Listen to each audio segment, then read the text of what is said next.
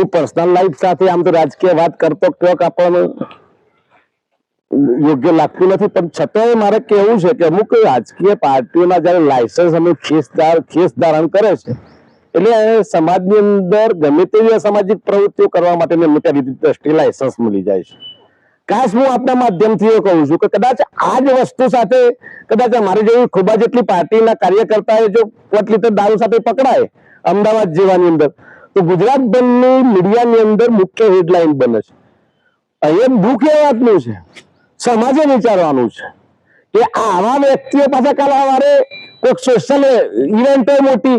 ત્યારે એ મંચ ઉપર પહેલી વાર એને ગોઠવાયેલા જોવા મળશે અને સામે ઓડિયન્સ તાળીઓ આપતું હશે, એ લોકો સન્માન આપતું હશે એમની જયારે સ્પીચો લાગતી હશે ત્યારે આ એક દુઃખ સમાજે વિચારવાની જરૂર છે ને ભાઈ કે આવા લોકો જયારે કહેવાતી રીતે જયારે સોશિયલ મીડિયાની અંદર તો અમે જોયું છે તો એમને મોઢો હંતારીને ભાગવાનો વારો આવ્યો છે કે વિડીયા બન્યા, વિડીયાને ઓલાવવા માટે અથવા તો ડિલીટ કરવા માટે ક્યાંક લાખોનો કારોબાર થયો, પણ કહેવાતી મોટી સંસ્કારી જયારે વાતોની સ્પીચોમાં આવતી હોય, સિદ્ધાંતોની વાતો આવતી હોય, શિસ્તની વાતો આવતી હોય, અનુશાસનની વાતો આવતી હોય એ માત્ર કહેવા પૂરતી લાગે છે। એમના વ્યક્તિગત જીવનની અંદર અમને કેટલી ઉતારી છે એ તો સોશિયલ મીડિયાની અંદર 2-4 દિવસથી લોકમુખે ચર્ચા એ રહ્યું છે કે એમની કરણી અને કથનીમાં કેટલો ફરક છે। સમાજે એ પ્રજાતંત્ર જો બચાવવું હોય,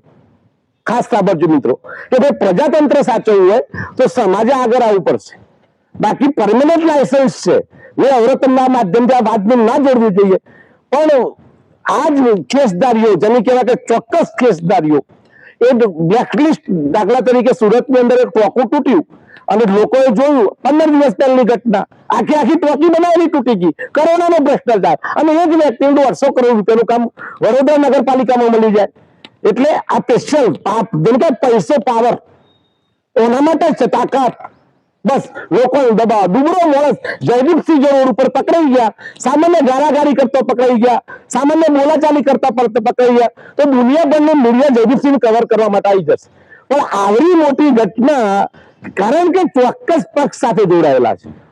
અને એક બીજો સોશિયલ મીડિયાની અંદર દુઃખ એ વાતનું થાય કે સોશિયલ મીડિયાની અંદર હું આવૃત્તિ વાતો હતો ત્યારે એના ઉપર હમણાં ઉપર એક ઉપમા આપવામાં આવતી હતી કે ભાઈ નામના ધરાવતા વ્યક્તિ, ઉચ્ચ નામના ધરાવતા, ભાઈ કઈ રીતે ઉચ્ચ નામના ધરાવતા વ્યક્તિઓ કહેવાતી રીતે તમે સંસ્કારના નામે તો મેળું કરી નાખ્યું છે,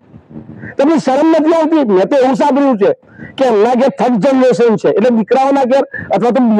છોકરોના ઘેર છોકરો છે એમની આની નજર કઈ રીતે મિલાવી શકશો તમે? શરમ આવી જોઈએ,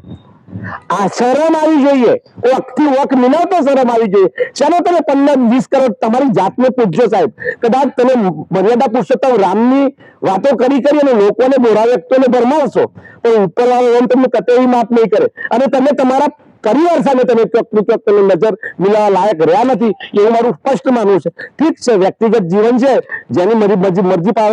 આવે એ રીતે કામ કરી શકે છે, પણ આપણે ભારતીય સંસ્કારોની અંદર પણ રહીએ છીએ અને મસ્ત મોટી વાતો મંચ ઉપર ગયા પછી તો એવો વાણી વિલાસ થાય છે કે જાણે એમનાથી કોઈ સારો વ્યક્તિ હોય જ ના શકે, એને પણ તમારે ધ્યાન રાખવું ખૂબ જરૂરી છે એવું મારું સ્પષ્ટ માનવું છે। જય હિન્દ, જય ભારત।